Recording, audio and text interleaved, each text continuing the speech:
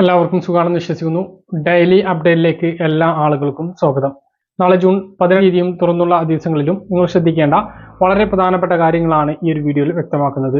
വീഡിയോയുടെ വിശദാംശങ്ങളിലേക്ക് കടക്കുന്നതിന് മുമ്പ് കൂടുതൽ ആളുകളിലേക്ക് ഇൻഫർമേഷൻ എത്താൻ വേണ്ടി തീർച്ചയായിട്ടും നിങ്ങളൊന്ന് ലൈക്ക് ചെയ്തിട്ട് കാണുക.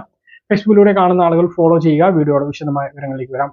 യഥാർത്ഥ തെരഞ്ഞെടുപ്പ് നടക്കണമെങ്കിൽ വോട്ടിംഗ് യന്ത്രങ്ങൾ നിരോധിക്കണം എന്ന് ലോകോത്തര വ്യവസായിയും സോഷ്യൽ മീഡിയ ഭീമനായ എക്സ് ഉടമയുമായ ഇലോൺ മസ്ക് വ്യക്തമാക്കിക്കൊണ്ട് പുതിയ വിവാദങ്ങൾക്ക് തുടക്കമിട്ടു. വോട്ടിംഗ് യന്ത്രങ്ങൾ ആർക്കും പരിശോധിക്കാൻ കഴിയാത്ത ബ്ലാക്ക് ബോക്സ് ആണ് എന്ന് രാഹുൽ ഗാന്ധി കുറ്റപ്പെടുത്തി. ഇനിയുള്ള തെരഞ്ഞെടുപ്പുകൾ ബാലറ്റ് പേപ്പറിൽ നടത്തണം എന്ന് ഇന്ത്യ മുന്നണി നേതാവ് അഖിലേഷ് യാദവും വ്യക്തമാക്കി. നീറ്റ് പരീക്ഷയിൽ ക്രമക്കേട് നടന്നു എന്ന് കേന്ദ്രമന്ത്രി ധർമ്മേന്ദ്ര പ്രധാൻ. കുറ്റക്കാർക്കെതിരെ കർശനമായ നടപടി സ്വീകരിക്കുമെന്നും അദ്ദേഹം വ്യക്തമാക്കി. വടകരയിലെ വിവാദ കാഫിർ പോസ്റ്റ് മുൻ MLA KK ലതിക പിൻവലിച്ചു. അവരുടെ ഫേസ്ബുക്ക് അക്കൗണ്ട് ലോക്ക് ചെയ്യുകയും ചെയ്തിട്ടുണ്ട്. വ്യാജ പോസ്റ്റുണ്ടാക്കി ഷെയർ ചെയ്ത് വർഗീയത കത്തിച്ച് തെരഞ്ഞെടുപ്പിൽ നേട്ടം കൊയ്യാം എന്ന തരത്തിൽ പോസ്റ്റുകൾ ചെയ്ത KK ലതികയെ അറസ്റ്റ് ചെയ്യണമെന്ന് കോൺഗ്രസ് ആവശ്യപ്പെട്ടു. പ്രതിഷേധം തുടരുമെന്നും കോഴിക്കോട് DCC പ്രസിഡന്റ് പറഞ്ഞു. കുവൈത്ത് ദുരന്തത്തിൽ മരിച്ച ബിനോയ് തോമസിന്റെ കുടുംബത്തിന് ലൈഫ് പദ്ധതിയിൽ വീട് നൽകുമെന്ന് മന്ത്രി K രാജൻ വ്യക്തമാക്കി. മുഖ്യമന്ത്രിക്കെതിരെ തെരഞ്ഞെടുപ്പ് തോൽവിയിൽ പടയൊരുക്കം തുടങ്ങിക്കഴിഞ്ഞു.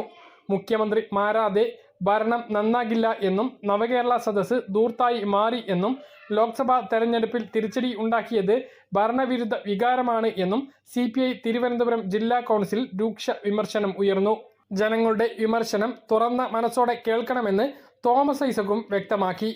മുഖ്യമന്ത്രിക്കെതിരെ ഇപ്പോൾ ചെറിയ രീതിയിലെങ്കിലും സ്വന്തം മുന്നണിയിൽ നിന്നും പാർട്ടിയിൽ നിന്നും ചെറിയ രീതിയിലെങ്കിലും വിമർശനങ്ങൾ തുടങ്ങിയിട്ടുണ്ട്.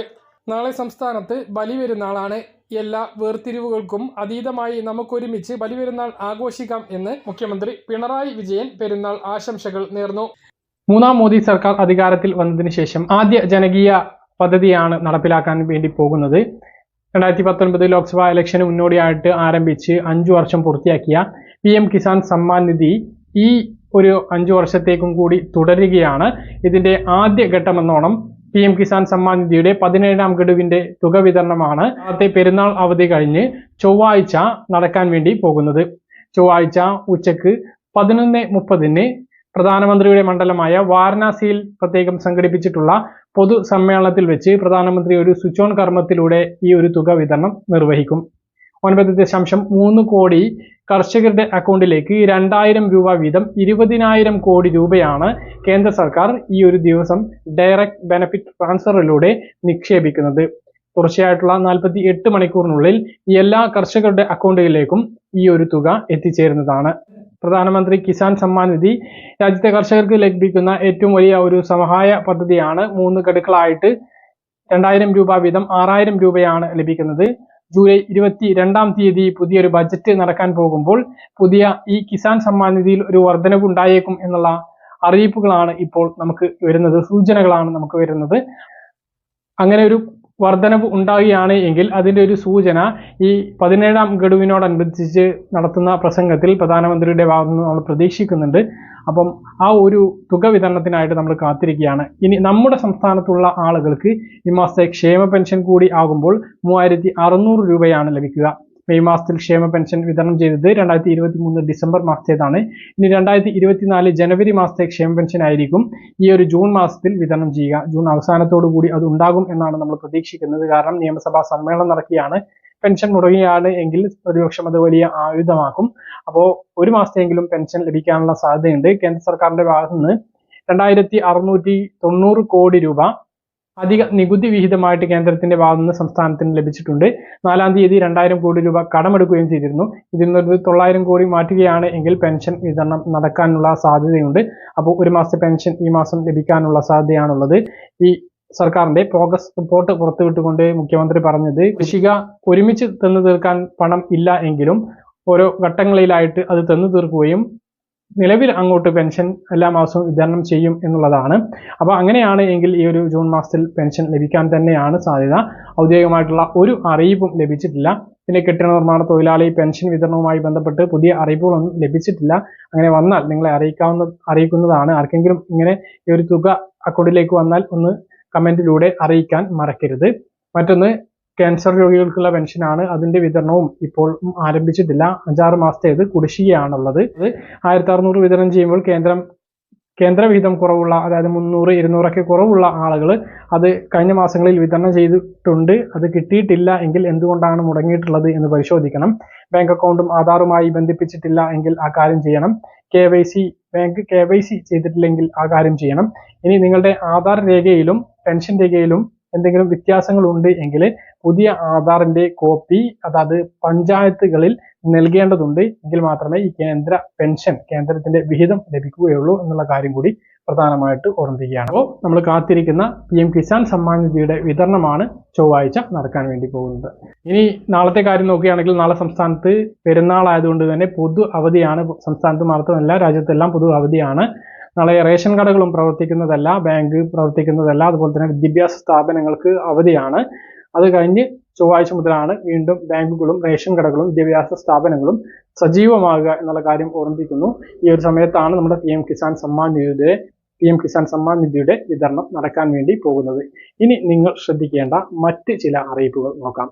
ഗ്യാസ് സിലിണ്ടറുകൾ ഉപയോഗിക്കുന്ന ആളുകൾ അറിഞ്ഞിരിക്കേണ്ട വളരെ പ്രധാനപ്പെട്ട ഒരു അറിയിപ്പാണ് ഈ ഒരു വീഡിയോ നിങ്ങളുമായി പങ്കുവെക്കുന്നത്. നിലവിൽ വീടുകളിൽ ഉപയോഗിക്കുന്ന ഗ്യാസ് സിലിണ്ടറിന് ഇപ്പോൾ 821 രൂപ 50 പൈസയാണ് വില. ഇതിന് ഡെലിവറി ചാർജ് എന്ന തരത്തിൽ ഭീമമായ തുക വിതരണക്കാർ ഈടാക്കുന്നു എന്ന തരത്തിലുള്ള വ്യാപക പരാതികൾ നിലവിലുണ്ട്. നിങ്ങൾ അങ്ങനെ അധിക പണം നൽകുന്നുണ്ട് എങ്കിൽ ഈ വീഡിയോ മുഴുവനായിട്ടും കാണുക. വളരെ പ്രധാനപ്പെട്ട ഇൻഫർമേഷൻ ആയതുകൊണ്ട് തന്നെ കൂടുതൽ ആളുകളിലേക്ക് എത്താൻ ഷെയർ ചെയ്യുക, ലൈക്ക് ചെയ്യുക.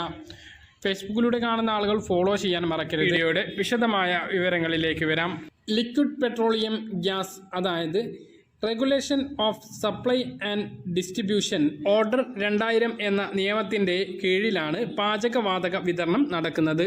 ഒരു ഉപഭോക്താവ് രാജ്യത്തെ ഏത് ഏജൻസിയിൽ നിന്നും പാചകവാതക കണക്ഷൻ എടുക്കുമ്പോൾ രജിസ്റ്റർ ചെയ്ത അഡ്രസ്സിൽ ഏജൻസി നിർബന്ധമായും LPG സിലിണ്ടർ എത്തിച്ചു നൽകേണ്ടതാണ്. ഇങ്ങനെ എത്തിച്ചു കൊടുക്കുവാൻ ഉപഭോക്താവിൻ്റെ പക്കൽ നിന്നും ബിൽ തുകയേക്കാൾ അധിക തുക വാങ്ങാൻ പാടില്ല. ഏതെങ്കിലും സന്ദർഭത്തിൽ ഏജൻസിക്ക് ഉപഭോക്താവിൻ്റെ രജിസ്റ്റർ ചെയ്ത മേൽവിലാസത്തിൽ എത്തിച്ചു കൊടുക്കാൻ സാധിച്ചില്ല എങ്കിൽ ഉപഭോക്താവിൽ നിന്നും പ്രത്യേക അനുമതി ഏജൻസി നിർബന്ധമായും എഴുതി വാങ്ങണം എന്നതാണ് നിയമം. നിയമപ്രകാരം നിറച്ചിരിക്കുന്ന ഒരു പാചകവാതക സിലിണ്ടറിൽ 29.5 കിലോ തൂക്കം ഉണ്ടാകണം.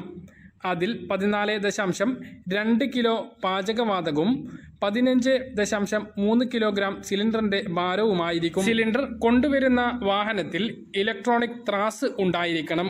ഉപഭോക്താവ് ആവശ്യപ്പെട്ടാൽ ഈ ത്രാസിൽ ഗ്യാസ് സിലിണ്ടർ തൂക്കി കൃത്യമായ ഭാരം കാണിച്ചു കൊടുക്കാൻ ഏജൻസികൾ ബാധ്യസ്ഥരാണ്. അങ്ങനെ ചെയ്തില്ല എങ്കിൽ ഉപഭോക്താവിന് ആ ഗ്യാസ് സിലിണ്ടർ തിരസ്കരിക്കാവുന്നതാണ്.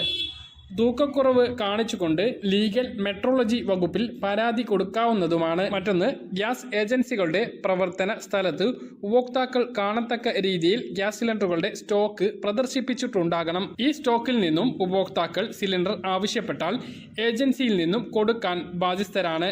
സിലിണ്ടറുകളുടെ വിലയിൽ നിന്ന് റിബേറ്റ് ഉപഭോക്താക്കൾക്ക് കൊടുക്കേണ്ടതാണ്. അതായത് ഗ്യാസ് ഏജൻസികളിൽ നേരിട്ട് പോയി സിലിണ്ടർ എടുക്കുമ്പോൾ നിശ്ചിത തുക ഉപഭോക്താക്കൾക്ക് റിബേറ്റായി നൽകുവാൻ ഗ്യാസ് ഏജൻസികൾ നിർബന്ധിതരാണ്. ഷെഡ്യൂൾ പ്രകാരം പുതിയ കണക്ഷൻ എടുക്കാൻ വരുന്ന ഉപഭോക്താക്കളെ നിർബന്ധിച്ച് യാതൊരുവിധ സാധനങ്ങളും ഏജൻസികളിൽ നിന്നും വാങ്ങാൻ നിർബന്ധിക്കരുത്. ഗ്യാസ് ഏജൻസികൾ കേന്ദ്ര പൊതുമേഖല എണ്ണ കമ്പനികളുടെ കീഴിൽ വരുന്നതായതിനാൽ സംസ്ഥാന വകുപ്പുകൾക്ക് അവരുടെ ശിക്ഷാ നടപടികൾക്ക് പൂർണ്ണമായ അധികാരം ഇല്ല. ഇത് സംബന്ധിച്ച് താലൂക്ക് സപ്ലൈ ഓഫീസർക്കും ജില്ലാ സപ്ലൈ ഓഫീസർക്കും ലഭിക്കുന്ന പരാതികൾ നടപടി എടുക്കുന്നതിനായി ബന്ധപ്പെട്ട ഓയിൽ കമ്പനികൾക്ക് നൽകുകയാണ് ചെയ്യുന്നത്. വീടുകളിൽ സിലിണ്ടർ എത്തിച്ചു നൽകുന്നതിനുള്ള ട്രാൻസ്പോർട്ടിംഗ് ചാർജ് ഉൾപ്പെടെയുള്ള തുകയാണ് MRP. അതാണ് ബില്ലിൽ രേഖപ്പെടുത്തിയിട്ടുണ്ടാവുക. അതിൽ കൂടുതൽ തുക ആവശ്യപ്പെട്ടാൽ നിങ്ങൾ നൽകേണ്ടതില്ല. ബില്ലിലുള്ള തുകയേക്കാൾ അധിക ചാർജ് ഡെലിവറി ചാർജ് ആവശ്യപ്പെടുകയാണ് എങ്കിൽ ആ വിവരം ഏജൻസിയെയോ കമ്പനിയെയോ അറിയിക്കാവുന്നതാണ്. കൂടുതൽ പണം കൊടുത്തില്ലെങ്കിൽ ഭാവിയിൽ ഗ്യാസ് സിലിണ്ടർ ലഭിക്കില്ല എന്ന തരത്തിലുള്ള തെറ്റായ പ്രചരണങ്ങൾ ഏജൻസികൾ നടത്താറുണ്ട്. അതിൽ ഗുണഭോക്താക്കൾ വഞ്ചിതരാവരുത്. പരാതി നൽകിയിട്ട് യാതൊരുവിധ നടപടിയും ഉണ്ടായിട്ടില്ല എങ്കിൽ ഉപഭോക്താവിന് ഏജൻസിയുടെ മാനേജർക്ക് ഒരു രജിസ്റ്റേർഡ് നോട്ടീസ് അയക്കാവുന്നതാണ്. ഈ നോട്ടീസിൽ പരാതി വ്യക്തമായി എഴുതി ചേർക്കേണ്ടതാണ്. ഈ നോട്ടീസ് അയക്കുന്നതിനോടൊപ്പം ഒരു പരാതി എഴുതി ഒരു പരാതി കലക്ടർക്കും അയക്കാം. അതിലും യാതൊരുവിധ നടപടിയും ഉണ്ടായിട്ടില്ല എങ്കിൽ ഉപഭോക്തൃ തർക്ക പരിഹാര ഫോറത്തെ സമീപിക്കാവുന്നതാണ്. എല്ലാ ജില്ലകളിലും ഉപഭോക്തൃ തർക്ക പരിഹാര ഫോറം നിലവിലുണ്ട്. ഗ്യാസ് വിലയിൽ വീടുകളിൽ എത്തിച്ച് നൽകാം എങ്കിലും 5 കിലോമീറ്ററിന് മുകളിൽ ഉള്ള സ്ഥലങ്ങളിലേക്ക് നിശ്ചിത തുക നൽകേണ്ടതുണ്ട്. എന്നാൽ 5 കിലോമീറ്ററിന് താഴെയുള്ള സ്ഥലങ്ങളിലും 50 രൂപ വരെ ഡെലിവറി ചാർജായി ഈടാക്കുന്നു എന്ന പരാതി ഉണ്ട്. 0 മുതൽ 5 കിലോമീറ്റർ വരെ ഡെലിവറി ചാർജില്ല. 5 മുതൽ 10 കിലോമീറ്റർ വരെ 20 രൂപയും 10 മുതൽ 15 കിലോമീറ്റർ വരെ 25 രൂപയും 15 കിലോമീറ്ററിന് മുകളിൽ 30 രൂപയുമാണ്. അത് മാക്സിമം ചാർജാണ്. അതിൽ കൂടുതൽ ഡെലിവറി ചാർജ് ഇല്ല. ഇത്രയും ഉയർന്ന വിലക്ക് സബ്സിഡി ഇല്ലാതെ നമ്മൾ ഗ്യാസ് വാങ്ങുമ്പോൾ തട്ടിപ്പിൽ ഇരയാവാതിരിക്കാൻ ഗ്യാസ് ബുക്ക് ചെയ്യുക, ബില്ല് ചോദിച്ചു വാങ്ങുക, ഓൺലൈനായി പണമടക്കാൻ ശ്രദ്ധിക്കുക. ബുക്ക് ചെയ്യാതെ കരിഞ്ചന്തയ്ക്ക് ഗ്യാസ് സിലിണ്ടർ വാങ്ങുമ്പോൾ നിങ്ങൾ തീർച്ചയായും അധിക ചാർജ് നൽകേണ്ടി വരും. നിങ്ങൾ കബളിപ്പിക്കപ്പെടുകയും ചെയ്യും. ഗൂഗിൾ പേ വഴിയോ ഫോൺ പേ വഴിയോ അല്ലെങ്കിൽ മറ്റ് UPI സംവിധാനം വഴിയോ ഓൺലൈനായി ഗ്യാസ് സിലിണ്ടറിൻ്റെ വില നിങ്ങൾക്ക് നൽകാവുന്നതാണ്. അങ്ങനെ വരുമ്പോൾ നിങ്ങൾ അധിക ചാർജായി ഒന്നും നൽകേണ്ടി വരുന്നില്ല. ഈ കാര്യം എല്ലാ ആളുകളിലേക്കും പറഞ്ഞ കാര്യങ്ങൾ കൃത്യമായിട്ട് മനസ്സിലാണെന്ന് വരുന്നു. ഇതുപോലെ ഇൻഫർമേഷൻ ലഭിക്കാൻ ചാനൽ സബ്സ്ക്രൈബ് ചെയ്യുക, അതിലേക്ക് എനേബിൾ ചെയ്ത് വെക്കുക. മറ്റൊരു വീഡിയോ വേണം. അതുവരേക്കും